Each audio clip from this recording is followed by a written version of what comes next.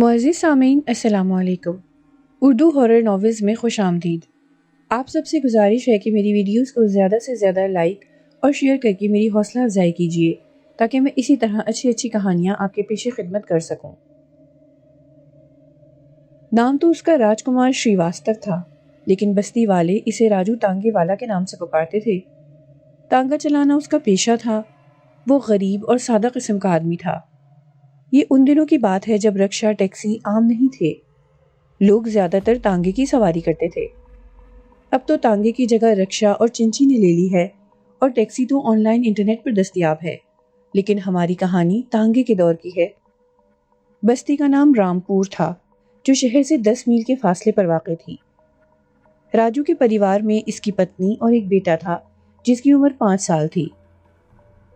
راجو دن بھر شہر سے گاؤں اور گاؤں سے شہر کے درمیان اپنا تانگا چلاتا تھا اور سورج ڈھلتے ہی آخری سواری بٹھا کر بستی واپس آتا تھا۔ وہ اتنا کما لیتا تھا کہ بیوی بچے کو خوش رکھ سکتا تھا۔ کبھی کسی سے ادھار نہیں لیا۔ وہ محنت مزدوری پر یقین رکھتا تھا۔ وہ بھی جوان تھا۔ رامپور کے اکلوتے پرائمری اسکول میں 5ویں جماعت تک پڑھا ہوا تھا۔ وہ ہندی اخبار پڑھ لیتا تھا۔ اپنے پریوار سے بے حد محبت کرتا تھا۔ راجو کی بیوی کا نام مدھو تھا۔ راجو اسے پیار سے مدھو والا پکارتا تھا۔ وہ تھی ہی اتنی سندر جو کسی بھی ایکٹریس سے کم نہ تھی۔ بچہ بھی اسی کی طرح گورا چٹا تھا، لیکن راجو بیچارہ شکل و صورت کا سادہ تھا، گندمی رنگ لیکن دل کا صاف۔ راجو کے بیٹے کا نام دیپک تھا، جو دونوں میاں بیوی کے دل کا چین تھا۔ راجو ایک کچے مکان میں رہتا تھا۔ گھر کا صحن کافی وسیع تھا جہاں وہ اپنا گھوڑا باندھتا تھا۔ بستی خاصی بڑی نہیں تھی، بس کچے پکے مکانوں پر مشتمل چھوٹی سی بستی تھی جہاں بستی والے پیار سے رہتے تھے۔ زیادہ تر لوگ محنت مزدوری کرتے تھے، جبکہ چند لوگ بمبئی اور دلی جیسے بڑے شہروں میں بھی قسمت آزمائی کرنے جاتے تھے۔ رامپور کی بستی جمنا ندی کے مشرقی کنارے پر واقع تھی۔ لوگ امیر نہیں تھے بلکہ غریب تھے۔ وسائل بہت کم تھے، لیکن محنت کش بستی والے جیون سے نراش نہیں تھے، کافی حوصلہ مند تھے۔ سال نو شروع ہو چکا تھا۔ موسم سرما اپنے عروج پر تھا۔ رامپور ان دنوں برفانی ہواؤں کی لپیٹ میں تھا۔ اس خطے میں برف باری تو نہیں ہوتی تھی، لیکن برفانی ہوائیں ضرور چلتی تھی۔ جمنا ندی کی وجہ سے یہاں ٹھنڈ میں اچھا خاصا اضافہ ہو جاتا تھا۔ شدید سردی کی وجہ سے بستی کے کچھ کسان اپنی جان سے بھی ہاتھ دھو بیٹھے تھے، اور ایسی خبریں آئے دن ٹی وی اور اخبارات میں آتی رہتی تھی۔ جمنا کنارے آباد رامپور کی بستی ان دنوں شدید دھند کی لپیٹ میں تھی، جس کی وجہ سے کاروباری زندگی ٹھپ ہوا پڑا تھا۔ لوگوں نے سردی سے بچاؤ کے لیے دھڑا دھڑ لکڑی کا ایندھن اور کوئلہ جمع کر رکھا تھا، اور یہی حالات راجو کے بھی تھے۔ اس نے کوئلے کی بوری اتاری اور اپنی پتنی کو آواز دی۔ مدھو نے کوئلے کی بوری اتارنے میں اس کی مدد کی۔ راجو نے گھوڑے کو باندھا اور چارہ بھی دیا۔ مدھو اس کے لیے روٹی لے آئی۔ دیپک کے بابو، سردی میں اضافہ ہو گیا ہے، میرے خیال میں آپ کچھ دنوں کے لیے آرام کریں۔ بھگوان نہ کرے آپ کو اگر کچھ ہو گیا تو ہمارا کیا بنے گا؟ لوگ سردی سے مر رہے ہیں، موسم جب صاف ہو جائے گا تبھی کام پر چلے جانا۔ راجو روٹی کے نوالے لیتے ہوئے بولا، میری پیاری مدھو بالا، چنتا کیوں کرتی ہو؟ ارے بھگوان، یہی تو دن ہے کمائی کے۔ موسم گرما میں تو دھندا چوپٹ ہو جاتا ہے۔ بستی والے سردی میں زیادہ شہر کا رخ کرتے ہیں۔ اگر یوں میں سردی سے گھبرا کر گھر بیٹھ جاؤں تو تم لوگوں کا پیٹ کس طرح پالوں گا؟ سچ پوچھو تو مدھو، جب میں تھکا ہارا کام سے واپس آتا ہوں تب تمہارا سندر مکھڑا دیکھ کر ساری تھکن دور ہو جاتی ہے۔ مجھے خوشی ہے کہ تم جیسی پتنی ملی۔ وہ کافی دیر تک باتیں کرتے رہے۔ رامپور ایک پسماندہ علاقہ تھا۔ یہاں گیس تو نہیں تھی بلکہ بجلی ضرور تھی۔ بستی والے سادہ زندگی گزار رہے تھے۔ یہاں فریج، ٹی وی کسی گھر میں موجود تھی، جبکہ اکثریت ان چیزوں سے محروم تھی۔ کبھی کبھار کسی گھر میں VCR چلتا تھا اور پوری بستی کے بچے اس گھر میں جمع ہو جاتے تھے۔ بچوں کے ساتھ بڑے بوڑھے بھی اپنی من پسند موویز دیکھ کر لطف اندوز ہوتے تھے۔ راجو بھی کبھی کبھار اپنی پتنی اور بچے کے ساتھ پڑوس والے گھر میں VCR پر فلم دیکھنے جاتا تھا۔ اسے مدھو بالا کی فلمیں بہت پسند تھی، شاید اس وجہ سے کہ اس کی پتنی کا نام بھی مدھو تھا۔ آج کے دور نے تو وہ سارے مزے ختم کر دیے۔ کہاں رہی وہ محبت، سادگی، ایک دوسرے کو برداشت کرنا، پڑوسیوں کا خیال رکھنا؟ آج تو ہر گھر میں ٹی وی ہے، موبائل ہے، نیٹ ہے، لیکن پھر بھی لوگ اکیلے ہیں۔ کتابیں چھوٹ گئیں، ان کی جگہ ہاتھوں میں موبائل آ گیا، لائبریریاں ویران ہو گئیں اور نیٹ کیفے آباد ہو گئے۔ رامپور کی بستی کافی عرصے سے پرامن تھی۔ کوئی اکا دکا واقعات ہوتے رہتے تھے کہ کسی جانور کو کسی جنگلی چیتا لے گیا یا کسی لکڑہاری کو سانپ ڈس گیا۔ مطلب سیلاب کی تباہ کاریوں کے برعکس جنگل کافی شانت تھا۔ ایسا بھی نہیں تھا کہ جنگلی جانور کم تھے، جنگلی جانوروں کی بہتات تھی۔ ان میں شیر، ہاتھی، بھالو، چیتے وغیرہ بھی شامل تھے اور چھوٹے موٹے خرگوش اور سانپ وغیرہ بھی، لیکن بستی والے ان کے شر سے محفوظ تھے۔ بڑے بوڑھے تو جنگل کی خطرناک کہانیاں سناتے رہتے تھے، لیکن موجودہ وقت میں رامپور ایک پرامن اور شانتی والا علاقہ تھا۔ رات کے وقت شیر، ہاتھی کے چلانے کی آوازیں دور دور سے سنائی ضرور دیتی تھی، لیکن بستی والے ان آوازوں پر کان نہیں دھرتے تھے۔ ان کے مطابق جنگلی درندے رامپور سے ڈرتے ہیں اور یہاں کا رخ نہیں کریں گے، اور بظاہر بھی ایسا ہی لگ رہا تھا۔ آج بارش کی وجہ سے راستے پر کیچڑ جمع ہو گیا تھا، جس کی وجہ سے لوگ گھروں سے باہر کم نکلے تھے۔ شام ہو گئی تھی اور راجو تانگے والا خاصا پریشان دکھائی دے رہا تھا۔ صبح سے کوئی سواری نہیں ملی تھی، لگتا ہے آج خالی ہاتھ گھر واپس جانا پڑے گا۔ یہ سوچ کر وہ مزید رک گیا۔ ویسے تو سورج ڈھلتے ہی راجو واپس گھر آ جاتا تھا، لیکن آج حالات اس کے برعکس تھے۔ وہ اس امید پر مزید وہاں رکا رہا کہ شاید کوئی مسافر مل جائے، لیکن فی الحال تو لاری اڈا خالی خالی سے نظر آ رہا تھا۔ رات کے 8 بج رہے تھے کہ ایک جوڑا راجو کے پاس آیا، ایک لڑکا اور لڑکی جن کی شاید نئی نئی شادی ہوئی تھی، جو ان کے لباس سے ظاہر ہو رہا تھا۔ لڑکی 9 عمر تھی، اس کی مانگ میں سندور لگا ہوا تھا اور بڑا سا دوپٹہ اوڑھ رکھا تھا۔ نمستے بھائی تانگے والے، ہماری نئی شادی ہوئی ہے اور ہمیں شانتی نگر گاؤں جانا ہے۔ ہمارے ساتھ کچھ سامان بھی ہے، ہم جے پور سے آ رہے ہیں۔ کافی دیر ہو گئی ہے اور کافی سمے سے ہمیں کوئی سواری نہیں مل رہی۔ ایک ٹیکسی والے نے تو ہماری مجبوری کو دیکھ کر کافی سارے روپوں کی ڈیمانڈ کی۔ بھیا آپ شانتی نگر چلیں گے؟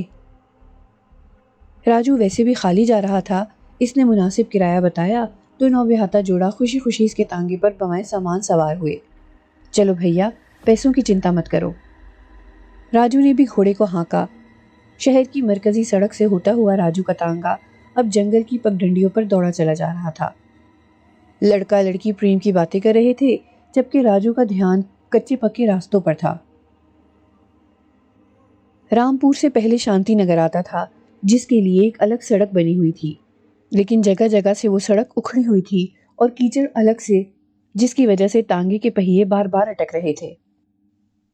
رات کی تاریکی بڑھ گئی تھی اور بارش کی وجہ سے سردی کی شدت میں بھی اضافہ ہو گیا تھا۔ راجو نے گرم کوٹ کے اوپر ایک سیاہ چادر اوڑھ رکھی تھی، لیکن سردی پھر بھی اپنا زور دکھا رہی تھی، جبکہ نوبہاتا جوڑا سردی سے بے نیاز باتوں میں مگن تھے۔ لگتا ہے کافی سمے بعد اپنے گاؤں جا رہے ہیں۔ راجو بھی وقفے وقفے سے ان سے گفتگو میں شریک حال رہا اور آخر کار کوئی 2.25 گھنٹے بعد شانتی نگر آ گیا۔ چونکہ راجو متعدد بار یہاں آ چکا تھا، اس لیے وہ صحیح راستہ جانتا تھا۔ جوڑا اترا اور انہوں نے کرایہ ادا کرتے ہوئے راجو کا شکریہ بھی ادا کیا۔ راجو کی دہاڑی لگ چکی تھی، اس نے گھوڑے کو ہلکا سا چابک مارتے ہوئے کہا، چل میرے گھوڑے رامپور کی طرف، لیکن گولی کی طرح۔ بے زبان جانور راجو کی زبان سمجھ گیا اور سر پر دوڑنے لگا۔ آتے سمے تو 3 لوگ تھے، لیکن واپس جاتے سمے وہ اکیلا تھا۔ یہ سوچتے ہوئے وہ کافی ڈر رہا تھا، اور ڈرتا بھی کیوں نہ، کالی رات میں جنگل اور بھی ہیبتناک دکھائی دے رہا تھا۔ چاروں اور جنگلی جانوروں کی آوازیں اور بھیڑیے کی مخصوص آواز سے راجو تو کیا، اس کا گھوڑا بھی خوف کی کیفیت میں گزر رہا تھا۔ تانگا اب رامپور کی سڑک پر دوڑ رہا تھا کہ یکسر راجو کی نظر جنگل میں بنے پرانے مندر پر پڑی، جس کی سیڑھیوں پر کوئی بیٹھا ہوا تھا۔ یہ رات کے اس سمے مندر کی سیڑھیوں پر کون بیٹھا ہے؟ راجو نے خود کلامی کی اور گھوڑے کو لگام دی۔ شاید کوئی راستہ بھول گیا ہے، مجھے انسانی ہمدردی کے تحت جو کوئی بھی ہے اس کی مدد کرنی چاہیے۔ یہ سوچ کر راجو کے قدم پرانے مندر کی سیڑھیوں کی طرف بڑھنے لگے۔ تھوڑا تھوڑا خوف بھی اسے آ رہا تھا، لیکن مدد کے جذبے کے تحت اس کے قدم رک نہیں رہے تھے۔ اب اسے سیڑھیوں پر بیٹھی ہوئی عورت کے خد و خال صاف اور واضح طور پر نظر آ رہے تھے۔ وہ لال ساڑی میں لپٹی جوان سال عورت تھی۔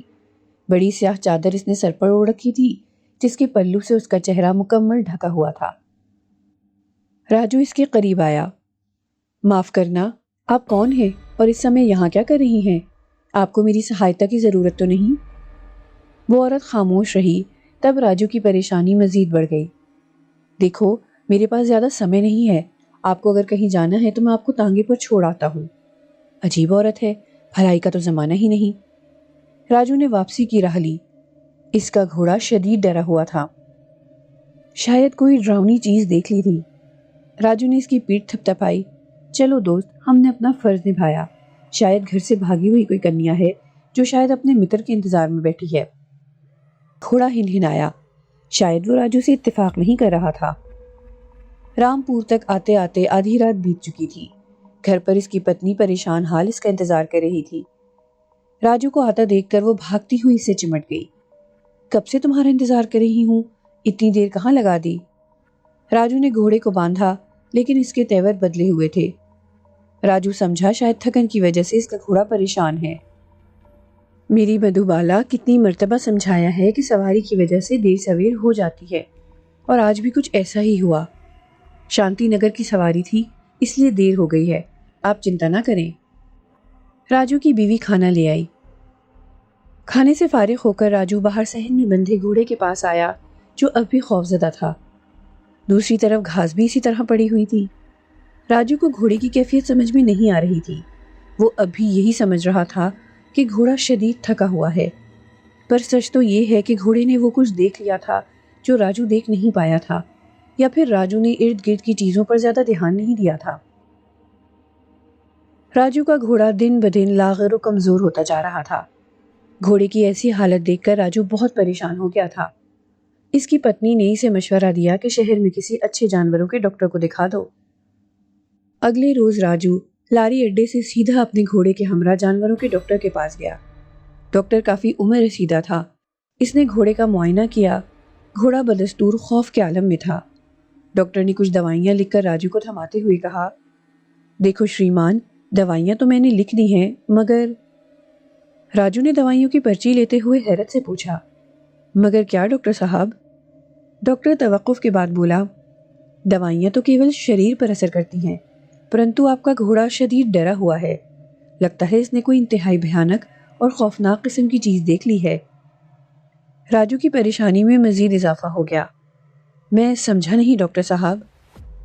ڈاکٹر نے اسے مزید سمجھاتے ہوئے کہا، جانور وہ کچھ دیکھ لیتے ہیں جو انسانی آنکھ نہیں دیکھ پاتی۔ کوئی آتما، کوئی سایہ، کوئی عفریت یا کوئی آنے والی آفت۔ راجو ابھی تک بے یقینی کی کیفیت میں تھا۔ دماغ پر زور لگاؤ، گھوڑے کی حالت کب سے ہے، یاد کر کے مجھے بتاؤ۔ راجو کچھ دیر سوچتا رہا اور پھر بولا، کچھ دن قبل گھر لوٹتے ہوئے کافی دیر ہو گئی تھی۔ پاس والے گاؤں میں سواری کو چھوڑ کر میں اپنے گاؤں رامپور جا رہا تھا کہ اچانک میری نظر پرانے مندر کی سیڑھیوں پر بیٹھی ایک کنیا پر پڑی۔ میں نے پاس ہی تانگا روکا تھا، لیکن حیرت کی بات ہے ڈاکٹر صاحب، میرے بار بار استفسار پر بھی وہ عورت مکمل خاموش بیٹھی رہی۔ اس نے منہ پر مکمل دوپٹہ ڈال رکھا تھا۔ میں اس کا چہرہ بھی نہیں دیکھ پایا۔ واپس آیا تو گھوڑے کو ڈرا ہوا پایا۔ اس دن کے بعد میرے گھوڑے کی حالت بہت خراب ہے، اور اب وہ آپ کے سامنے ہے۔ میں آشا کرتا ہوں آپ جلد سے ٹھیک کر دیں گے۔ ڈاکٹر بولا، یہی تو میں آپ کو سمجھانا چاہتا ہوں، وہ کنیا نہیں بلکہ ایک آتما تھی جو کب سے جنگلوں میں بھٹک رہی ہے۔ آپ کے گھوڑے نے اس آتما کو دیکھ لیا تھا، تبھی سے وہ ڈر کے مارے جی رہا ہے۔ جانور وہ دیکھ لیتے ہیں جو عام انسان نہیں دیکھ پاتے۔ آپ کے گھوڑے کے شریر کی دوائی تو تمہیں دے دی ہے، لیکن میری مانو تو کسی اچھے تانترک سے گھر میں پوجا پاٹ کراؤ اور گھوڑے کو بھی دکھاؤ۔ آگے آپ کی مرضی، اور ہاں، آپ کے گھوڑے کے پاس سمے بہت کم ہے۔ راجو کو وشواس ہی نہیں ہو رہا تھا کہ وہ کس مصیبت میں پھنس چکا ہے۔ اس نے گھوڑے کے لیے دوائیں خریدی۔ سورج ابھی باقی تھا، وہ سیدھا لاری اڈے کی طرف آیا۔ آج بھی کافی انتظار کیا مگر سواری نہ ملی۔ سورج ڈھل چکا تھا۔ رات کی تاریکی بڑھتی جا رہی تھی۔ آج پھر وہ مایوس تھا۔ اس نے گھوڑے کی طرف دیکھا اور واپسی کی راہ لی۔ اس کا خالی تانگا آہستہ آہستہ چل رہا تھا۔ پرانے مندر تک پہنچتے رات گہری ہو چکی تھی۔ راجو کو دور سے ایک سایہ نظر آیا جو راستے پر کھڑا تھا۔ راجو نے سکھ کا سانس لیا کہ شکر ہے کوئی تو سواری ملی۔ قریب آنے پر پتہ چلا کہ وہ کوئی عورت ہے جس نے اپنا چہرہ گھونگھٹ میں چھپایا ہوا ہے۔ اسے دیکھ کر راجو کا گھوڑا عجیب انداز میں چیخنے چلانے لگا۔ بڑی مشکل سے راجو نے اسے لگام دی۔ ارے اسے کیا ہو گیا؟ راجو ڈاکٹر کی باتیں یکسر بھول چکا تھا۔ وہ عورت سے مخاطب ہوا، بہن جی آپ نے کہاں جانا ہے؟ وہ خاموش رہی۔ راجو کو حیرت ہوئی۔ دیکھو میں رامپور جا رہا ہوں، یہاں تانگے کے سوا اور کوئی سواری نہیں چلتی، اگر رامپور تک جانا ہے تو بیٹھو، اگر پیسے نہیں ہیں تو خیر چنتا کی بات نہیں ہے۔ وہ عورت خاموشی سے راجو کے تانگے پر آ کر بیٹھ گئی۔ راجو کا گھوڑا برابر دوڑے جا رہا تھا۔ راجو بار بار اس عورت کی طرف مڑ کر دیکھ لیتا تھا کہ شاید وہی گفتگو کا سلسلہ شروع کرے، مگر وہ بدستور خاموش تھی اور اپنا چہرہ چھپائے ہوئے تھی۔ موسم کے تیور بدل چکے تھے اور دیکھتے ہی دیکھتے زوردار آندھی شروع ہو گئی۔ ہوا کا زور شدید تھا۔ شدید آندھی کی وجہ سے تانگے کو چلنے میں دشواری ہو رہی تھی۔ اتنے وحشتناک ماحول میں راجو کے اعصاب پر خوف طاری ہونے لگا۔ ڈاکٹر کی بات کو لے کر اسے بھی احساس ہو گیا تھا کہ شاید وہ پراسرار لڑکی یا آتما دوبارہ اسے ٹکرائی ہے اور اب وہ میرے تانگے پر براجمان ہے، تبھی تو دوبارہ گھوڑے کی حالت غیر ہو گئی تھی۔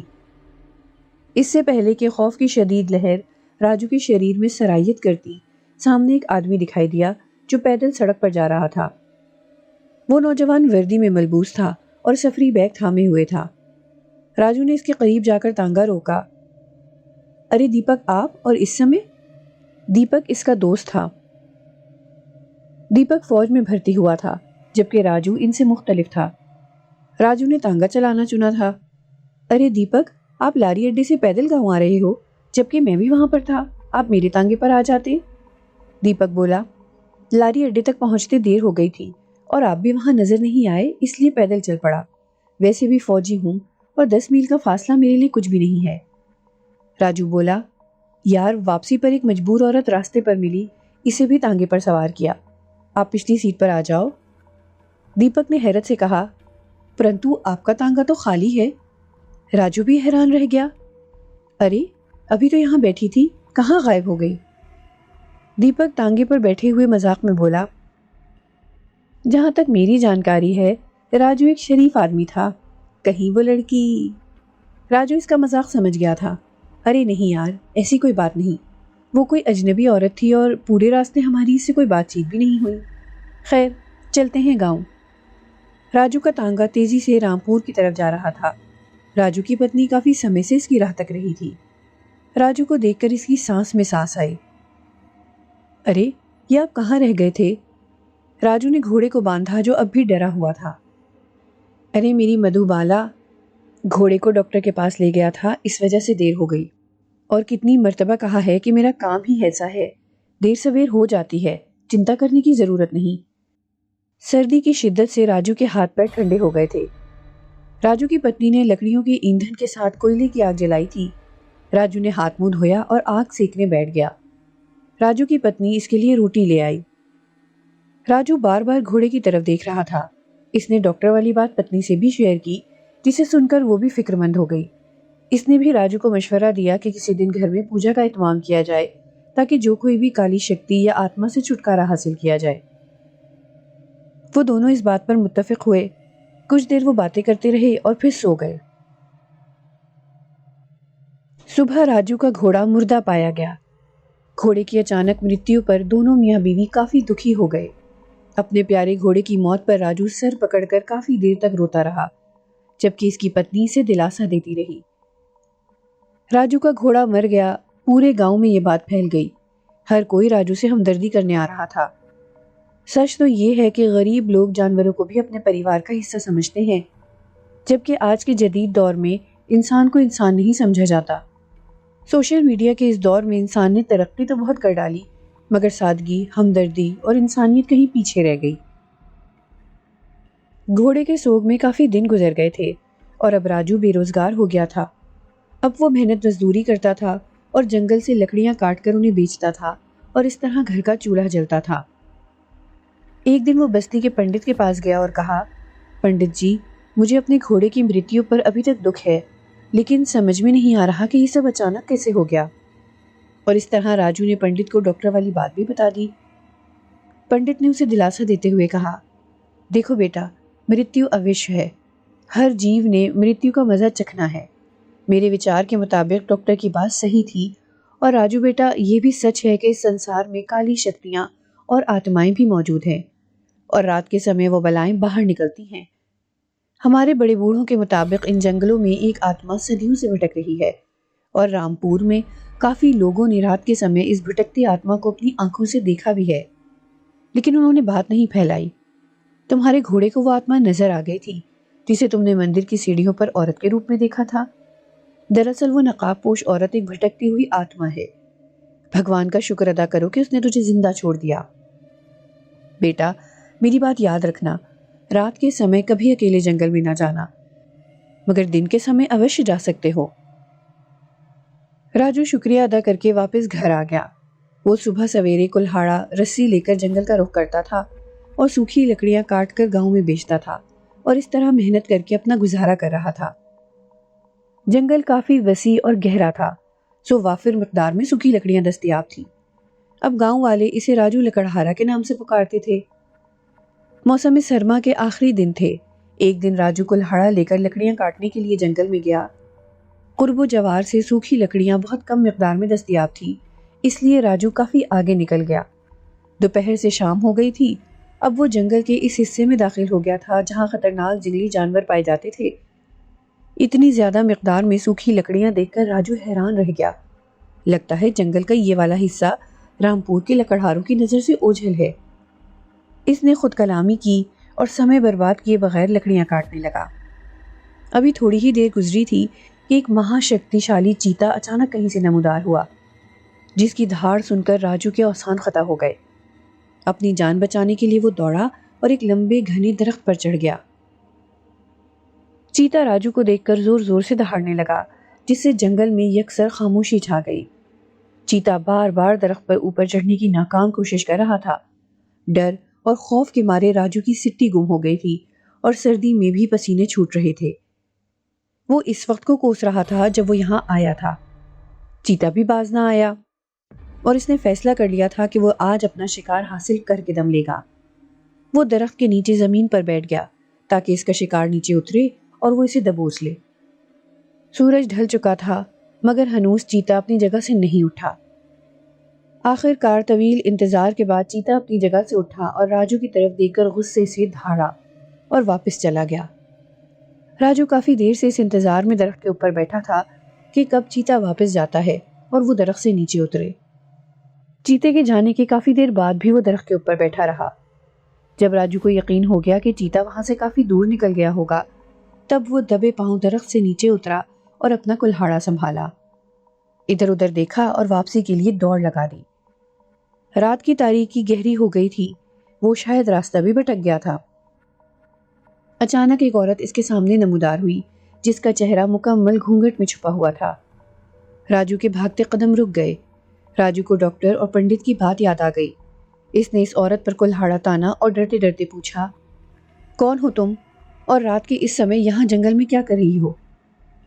پہلے تو وہ خاموش رہی، لیکن جب راجو نے اسے کلہاڑا مارنے کی دھمکی دی تو فوراً اس نے اپنا گھونگھٹ الٹ دیا، اور پھر چشمے زدن میں ایک بھیانک چیخ کے ساتھ ہی راجو وہاں سے بھاگا، کیونکہ گھونگھٹ کے پیچھے کسی کا بھی چہرہ نہیں تھا، کوئی وجود نہیں تھا، بلکہ ایسا لگتا تھا کہ کسی نے ہوا کے اوپر گھونگھٹ اڑا دیا ہو۔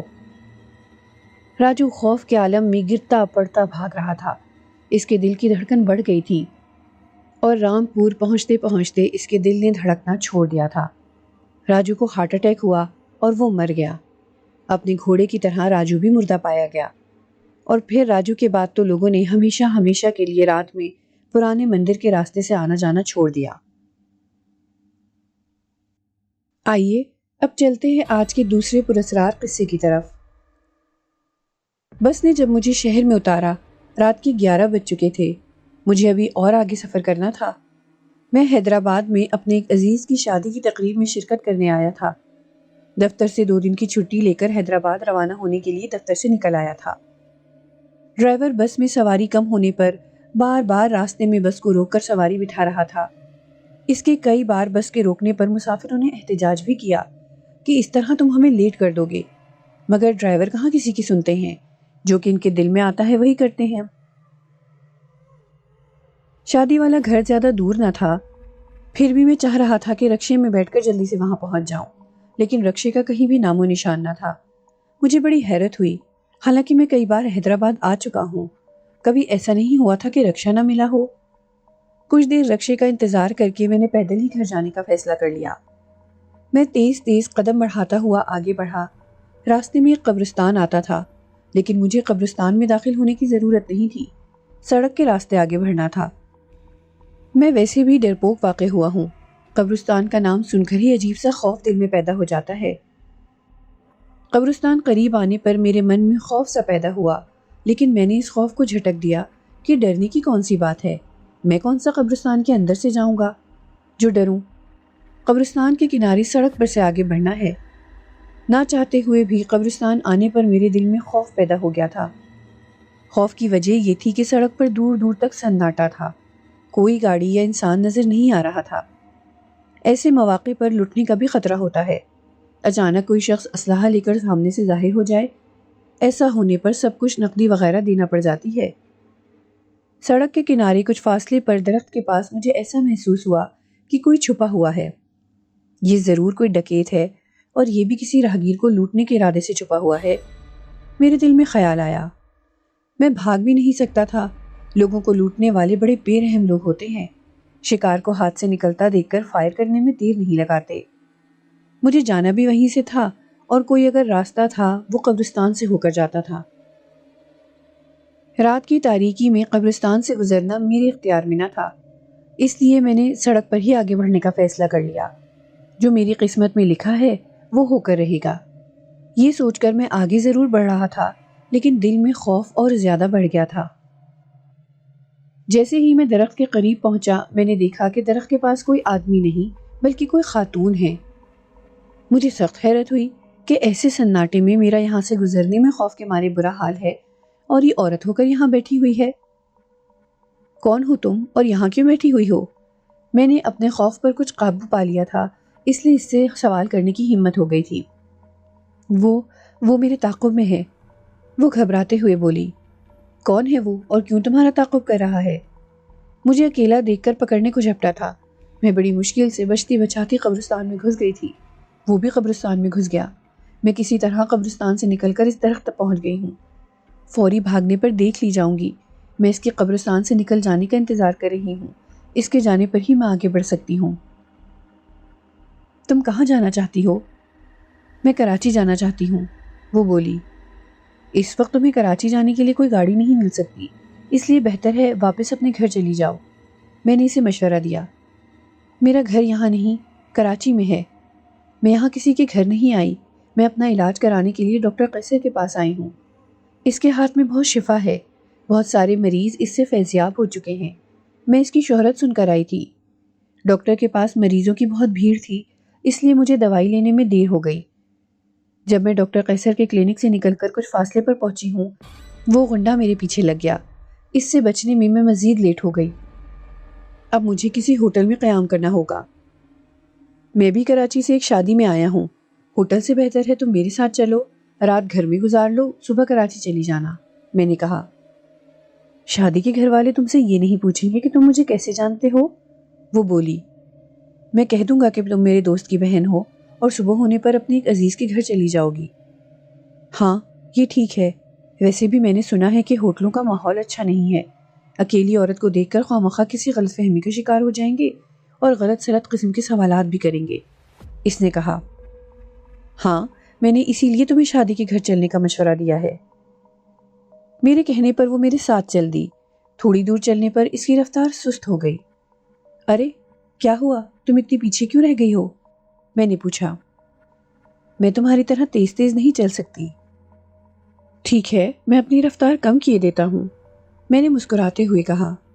میرے اپنے چلنے کی رفتار کم کرنے پر اچانک مجھے محسوس ہوا کہ میرے کندھوں پر بھاری وزن آ گیا ہے۔ میں نے اپنے کندھوں کو دیکھا، کندھوں پر کچھ بھی نہ تھا۔ سمجھ میں نہیں آ رہا تھا کہ کندھوں پر بھی کچھ نہیں ہے اور کندھوں پر بوجھ اتنا آ گیا ہے جیسے منوں کے حساب سے کوئی چیز میرے کندھوں پر رکھ دی گئی ہو۔ قبرستان کے پاس سے گزرنے پر ممکن تھا کہ کوئی آسیبی چیز مجھ پر حملہ کر دے، اس لیے میں نے قرآنی آیت پڑھ کر اپنے کندھوں پر پھونک ماری۔ اس کا یہ اثر ہوا کہ میرے کندھوں پر سے بوجھ اتر گیا اور میں ہلکا پھلکا ہو گیا۔ ابھی چند قدم اٹھائے ہی تھے کہ میری ٹانگوں میں اتنی جان نہیں رہی کہ آگے کی جانب ایک قدم اٹھا سکوں، اور میں وہیں سڑک پر بیٹھ گیا۔ اچانک میری جو اس خاتون پر نگاہ پڑی تو حیران رہ گیا۔ وہ بہت خوش دکھائی دے رہی تھی۔ میری ٹانگوں کو پتہ نہیں کیا ہو گیا ہے، میں چل نہیں پا رہا۔ میں نے کہا، تم اب کہیں نہیں جاؤ گے، تمہاری یہی منزل ہے۔ یہی منزل ہے؟ میں سمجھا نہیں۔ میں نے کہا، تم میرا شکار ہو، اس لیے اب کہیں نہیں جا سکتے۔ یہ تم کیا کہہ رہی ہو؟ میں بری طرح چونکا۔ میں بالکل ٹھیک کہہ رہی ہوں۔ آج تک جو بھی میرا شکار بنا ہے، اسے پھر یہاں سے جانا نصیب نہیں ہوا۔ میں تمہارے جسم کا سارا خون پی جاؤں گی۔ تم میرا خون پیو گی؟ میں نے گھبرا کر اس کے پاؤں کی طرف دیکھا۔ اس کے پاؤں الٹے تھے۔ یہ دیکھ کر مجھ پر کپ کپی طاری ہو گئی۔ مجھے یہ سمجھنے میں دیر نہ لگی تھی کہ میں چڑیل سے دھوکا کھا گیا ہوں۔ خدا کے لیے مجھے چھوڑ دو اور جانے دو، میں نے اس سے التجا کی۔ کیسے جانے دوں؟ کوئی ہاتھ آئے شکار کو بھی جانے دیتا ہے؟ وہ غصے سے غرائی۔ میں خاتون سے ہمدردی کرنے کے چکر میں پھنس گیا تھا۔ بزرگ ٹھیک کہتے ہیں کہ سوچ سمجھ کر کسی سے ہمدردی کرنی چاہیے۔ اس سے ہمدردی کرنا میرے گلے پڑ گیا تھا۔ میری سمجھ میں نہیں آ رہا تھا کہ اس چڑیل سے کیسے اپنی جان چھڑاؤں۔ اس چڑیل نے مجھے پکڑ کر گھسیٹنا شروع کر دیا۔ وہ قبرستان کے اندر جا رہی تھی۔ مجھ میں اتنی جان نہیں رہی تھی کہ خود کو کسی طرح اس سے بچا لوں۔ قبرستان میں چاروں طرف سناٹا اور گھپ اندھیرا تھا۔ میں اپنے بچاؤ کے لیے چیخنا چاہتا تھا، مگر میری آواز گھٹ کر رہ گئی تھی۔ کچھ دور لے جا کر اس نے مجھے ایک ٹوٹی ہوئی قبر کے پاس پھینک دیا۔ یہ قبر دیکھ رہے ہو؟ وہ بولی۔ ہاں، میں بڑی مشکل سے اتنا ہی کہہ سکا۔ اب یہ تیری قبر ہے۔ اس قبر میں نہ جانے کتنے تجھ جیسے نوجوان دفن ہو چکے ہیں۔ کسی کو کانو خان خبر نہیں ملتی رات میں کیا ہوا ہے۔ میں نوجوان کا خون پی کر اس کی لاش کو اس قبر میں ڈال دیتی ہوں، چڑیل نے کہا۔ اچانک ایک طرف سے اس کے حلیے جیسی چند اور چڑیلیں آ گئیں۔ ارے واہ، آج تم نے اچھا شکار پھانسا ہے، اس کے خون سے ہم سب کا پیٹ بھر جائے گا، ایک بولی۔ میں تم چڑیلوں کا خوب خیال رکھتی ہوں، ہم سے کوئی شکار پھنستا نہیں ہے اور تم بڑی آسانی سے شکار کو پھانس لیتی ہو، دوسری بولی۔ میرے پاس وقت نہیں تھا، وہ کسی بھی لمحے مجھ پر حملہ آور ہو کر میرا خون پی سکتی تھی، اس لیے میں نے جو کچھ کرنا تھا وہ فوراً کرنا تھا۔ موت کے خوف سے میرا ذہن تیزی سے کام کرنے لگا تھا۔ اچانک مجھے خیال آیا کہ آیت الکرسی پڑھی جائے۔ یہ خیال آتے ہی میں نے آیت الکرسی پڑھنا شروع کر دی۔ میرے اس عمل سے وہ چڑیلیں جو بہت خوش تھیں خوف زدہ ہو گئی، مجھے لکڑی کے ڈنڈے دکھانے لگیں۔ یہ جو تم پڑھ رہے ہو اس کو بند کر دو، ورنہ ہم ان ڈنڈوں سے تمہارا سر پھوڑ کر رکھ دیں گی۔ میں نے ان کی پرواہ نہیں کی اور آیت الکرسی پڑھتا ہی رہا۔ وہ چڑیلیں مجھے ڈراتے ڈراتے مجھ سے دور ہونے لگی تھیں اور پھر یکایک غائب ہو گئی۔ آیت الکرسی مکمل پڑھنے پر مجھے ایسا محسوس ہوا کہ میرے جسم میں پہلے کی طرح سے پھرتی اور توانائی آ گئی ہو۔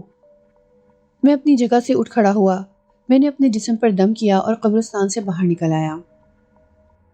سڑک پر آ کر میں تیز تیز قدم بڑھاتا ہوا آگے بڑھ گیا۔ میں نے اپنے چڑیل سے بچ جانے پر خدا کا شکر ادا کیا۔ شادی والے گھر میں جب میں نے یہ واقعہ سب کو سنایا تو وہ حیرت زدہ رہ گئے کہ میں چڑیل سے کیسے بچ گیا تھا۔ اگر آپ کو ہماری کہانیاں پسند آ رہی ہیں تو ہمارا چینل ضرور سبسکرائب کریں۔ ساتھ ہی ساتھ ہمیں کمنٹس میں بتائیے کہ آپ کو ہماری کہانیاں کیسی لگتی ہیں۔